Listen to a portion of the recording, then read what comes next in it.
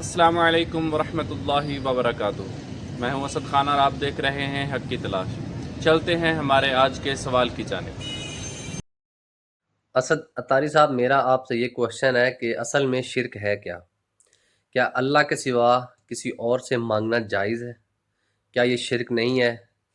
अब इसका ये जवाब नहीं देना कि फिर आप अपनी अम्मी से रोटी भी ना मांगे, फिर वो भी शिरक हो जाएगा।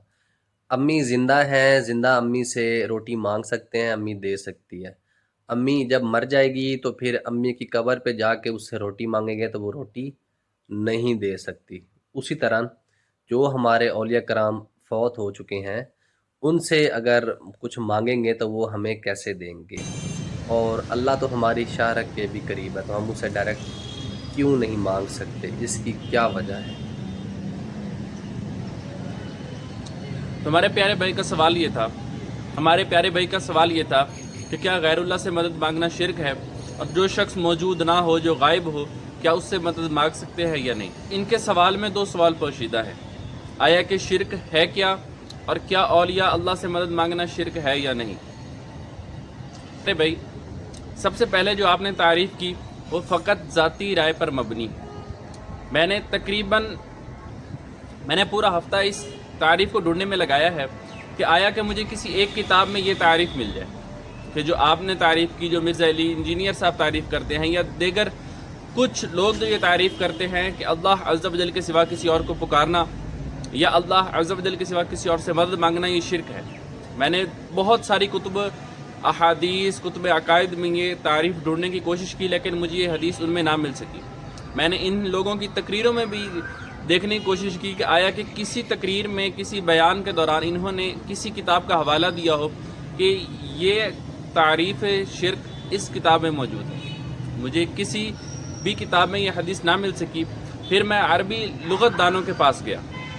मैंने अरबी लुग़त की किताबें, वो लोग जिनका शरई और अकायदी मसाइल से कोई वास्ता नहीं, ऐसे लोग जिनका सुन्नी बरेलवी दियोबंदी से कोई वास्ता नहीं, ऐसे लोग जिनका मुसलमान काफिर होने से कोई वास्ता नहीं, मैं ऐसे लोगों के पास गया।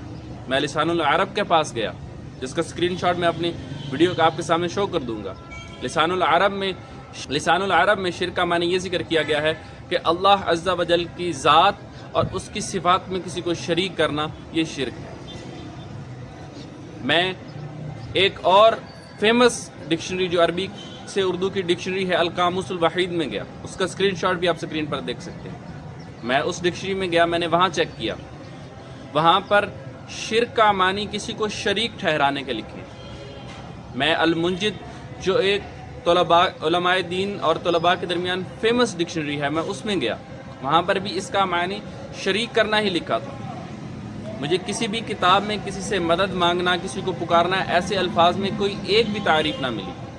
फिर मैं कदीम दीनी किताबों की तरफ गया, ऐसी दीनी किताबें जो अव्वल दीन में लिखी गईं, जिनके अंदर किसी भी तरह का इख्तलाफ नहीं था। तो मैं अल्लामा तफ्ताज़ानी रहमतुल्लाहि ताला अलैह के कदमों में पहुंचा। अल्लामा तफ्ताज़ानी वो आलिम दीन हैं जिनको चारों मकतबा फ़िक्र के लोग मानते हैं, यानी अहनाफ, हनाबिला, शावाफ़ी और मालिकी हजरात, ये चारों तबक़ात का इन पर इत्तफ़ाक़ है कि अकायद में जो इनकी किताब शरह अकायद नस्फिया है वो मुत्तफ़क़ अलैह है। उन्होंने जितने भी मसाइल उस किताब में ज़िक्र किया अक़ीदे के मुतालिक, उस पर चारों मकातब फ़िक्र का इत्तफ़ाक़ है। उन्होंने अपनी किताब के अंदर शिरक की तारीफ़ बयान करते हुए इरशाद फरमाया, कहते हैं कि शिरक ये है कि अल्लाह अज़्ज़ा वजल की ज़ात और सिफ़ात ज़ातिया के अंदर किसी को शरीक ठहराना। और अल्लाह अज़्ज़ा वजल के साथ ज़ात और सिफ़ात में शरीक ठहराने का मतलब क्या है? तो अल्लाह अज़्ज़ा वजल की ज़ात से मुराद अल्लाह अज़्ज़ा वजल के इलाह होने में किसी को शरीक ठहराना है, यानी अल्लाह अज़्ज़ा वजल के लिए किसी को इबादत, अल्लाह अज़्ज़ा वजल जैसा किसी को माबूद बना लेना कि अल्लाह जैसे अल्लाह अज़्ज़ा वजल माबूद है, उसी तरह ये शख्स भी माबूद है, इबादत के लायक। और शरीक सिफ़ात से मुराद ये है कि जो सिफ़त अल्लाह अज़्ज़ा वजल में जिस दर्जे में पाई जाती है, वो सिफ़त किसी इंसान, किसी जानवर, किसी पत्थर या फिर किसी भी चीज़, सूरज, आग के लिए वो शय साबित करना। जैसे अल्लाह अज़्ज़ा वजल के लिए रऊफ़ होना अल्लाह अज़्ज़ा वजल की एक सिफ़त है, जो कुरान मजीद में अल्लाह अज़्ज़ा वजल के लिए ज़िक्र की गई। लेकिन यही सिफ़त नबी करीम सल्लल्लाहु तआला अलैहि वसल्लम के लिए भी ज़िक्र की गई। تو کیا ہم اس کو یہ کہیں گے کہ معاذ اللہ یہ شرک ہو گیا؟ نہیں، اللہ عز و جل کی جو رؤوف صفت ہے وہ ذاتی ہے، وہ اللہ عز و جل کی اپنی ہے، اور وہ قدیم ہے، یعنی کہ اس کی ابتدا نہیں ہے، اللہ عز و جل نے اس کو شروع نہیں کیا، وہ جب سے اللہ عز و جل ہے، بلکہ جب بھی نہیں تھا اللہ عز و جل تب بھی تھا، وہ تب سے اللہ عز و جل کی صفت ہے اور ہمیشہ رہے گی۔ لیکن جو صفت نبی کریم صلی اللہ تعالیٰ علیہ وآلہ وسلم کے ساتھ ہے، اس کی ابتدا بھی ہے، اس کی انتہا بھی ہے۔ اسی طرح رحیم کی جو صفت ہے وہ اللہ عز و جل کے لیے بھی ذکر کی گئی اور نبی کریم صلی اللہ تعالیٰ علیہ وآلہ وسلم کے لیے بھی ذکر کی گئی۔ تو یہ جو صفت ہے یہ جیسی نبی کریم صلی اللہ تعالیٰ علیہ وآلہ وسلم میں ہے اور جیسی اللہ عز و جل میں ہے، دونوں برابر نہیں ہیں۔ اللہ عز و جل کا رحم، اللہ عز و جل کا جو رحم ہے وہ ازل سے ہے اور ابد تک رہے گا، لیکن نبی کریم صلی اللہ تعالیٰ علیہ وآلہ وسلم کے لیے جو رحیم کی صفت ذکر کی گئی، اس کی ابتدا بھی ہے، اس کی انتہا بھی ہے، اس کی لمیٹیشن ہے۔ اللہ عز و جل کی صفات کی لمیٹیشن نہیں ہوتی۔ اللہ عز و جل کلام، اللہ عز و جل کا کلام ہے، کلام اللہ عز و جل کی ایک صفت ہے، لیکن یہی اگر کلام ہم کسی اور کے لیے ثابت کرتے ہیں، اس کی ابتدا ہوتی ہے، اس کی انتہا ہوتی ہے، اس کی لمیٹیشنز ہوتی ہیں۔ اسی طرح قاسم ہونا یعنی چیزوں کو بانٹنا، دینا، یہ اللہ عز و جل کی صفت ذاتی ہے، اللہ عز و جل کی وہ صفت اپنی ہے، اللہ عز و جل نے اسے نہ اس کی ابتدا ہوئی نہ اس کی انتہا ہوگی اس صفت کی۔ لیکن اگر یہ مالک ہونا کسی چیز کا، اگر یہ صفت ہم کسی اور کے لیے ثابت کرتے ہیں تو اس کی ابتدا بھی ہوتی ہے، اس کی انتہا بھی ہوتی ہے۔ جیسے نبی کریم صلی اللہ تعالیٰ علیہ وآلہ وسلم ازل سے کسی چیز کے مالک نہیں تھے، ابد تک کسی چیز کے مالک نہیں رہیں گے، لیکن اللہ عز و جل نے ہر چیز جو بھی نبی کریم صلی اللہ تعالیٰ علیہ وآلہ وسلم کو دی اس کا مالک بنا دیا۔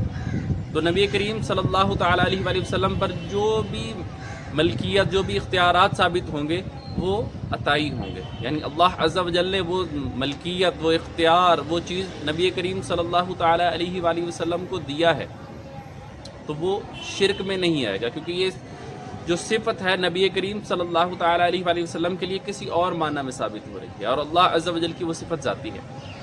اسی طرح حیات ہونا، یہ اللہ عز و جل کی صفت ذاتی ہے، یہ اللہ عز و جل کے ساتھ ہمیشہ سے ہے اور ہمیشہ رہے گی۔ لیکن اگر ہم یہی صفت حیات کسی اور شخص میں ثابت کرتے ہیں، کیونکہ ہم بھی حیات ہیں، انبیاء کرام علیہ السلام بھی حیات رہے، تو ہماری جو حیات ہے یہ فانی ہے، اس کی ابتدا ہوئی تھی، اس کی انتہا ہوگی۔ اسی طرح جو مدد کرنے کا تعلق ہے، اللہ عز و جل جو مدد کرتا ہے، اللہ عز و جل کی وہ صفت ذاتی ہے، اللہ عز و جل کے پاس اختیار کن ہے، اس کا ذاتی اختیار ہے، وہ ہمیشہ سے ہے اور اللہ عز و جل کے پاس ہمیشہ کے لیے رہے گا۔ لیکن جو اولیاء کرام اور انبیاء کرام کے لیے مدد کرنا ثابت کیا جاتا ہے، جو انبیاء کرام اور اولیاء کرام سے کرامات اور معجزات کا صدور ہوتا ہے، جو ان سے ایسے افعال کا صدور ہوتا ہے جو ظاہراً ناممکن ہوتے ہیں، جیسے حضرت آصف بن برقیہ رحمۃ اللہ تعالیٰ علیہ کا تخت، ملکہ بلقیس کے تخت کو ایک سیکنڈ میں پلک جھپکنے کے دورانیے میں اتنے ہزاروں کلومیٹر دور لے کر آنا، یہ تو ایک ایسی کرامت ہے کہ اگر کوئی اس کا انکار کر دے تو وہ کافر ہو جائے گا۔ تو ان کا وہ لے کر آنا، حضرت نوح علیہ السلام کی کشتی کا تیرنا، یہ بہت ساری چیزیں ہیں، بہت سارے ایسی چیزیں ہیں جو ظاہراً عقل میں سمجھ نہیں آتی لیکن حقیقت میں موجود ہوتی ہیں۔ تو یہ جتنے بھی کمالات، جتنے بھی انبیاء کرام کے معجزات ہیں، اولیاء کرام کی کرامات ہیں، یہ سب اللہ عز و جل کا عطا کیا ہوا۔ اور اگر کوئی شخص ان کی بنیاد پر کسی ولی کی، کسی نبی کی تعریف کر رہا ہے تو اس سے مراد یہ نہیں ہے کہ معاذ اللہ عز و جل کے خلاف بات کر رہا ہے۔ آج کل یہ کنسیپٹ آ گیا ہے کہ توحید بیان کریں گے تو توہین ہوگی ہی ہوگی، آپ غلط ہیں، آپ نے پھر توحید کا مطلب ہی نہیں جانا۔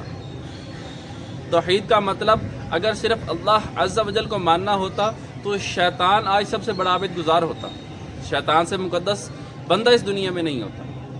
لیکن اصل توحید سے مراد اللہ عز و جل کو ماننا اور اس کے پیاروں کو ماننا بھی، اس کے ہمیں قرآن مجید سے بھی ثبوت ملتے ہیں کہ جب شیطان نے صرف اللہ عز و جل کو مانا ہوا تھا تب تک وہ فرشتوں کا سردار تھا، لیکن جب اس نے اللہ عز و جل کے پیارے کو نہ مانا، جب اللہ عز و جل کے پیارے کو نہ مانا تو اللہ عز و جل نے اسے دھتکار دیا اور وہ ہمیشہ کے لیے ازل سے ابد تک کے لیے ملعون ہو گیا۔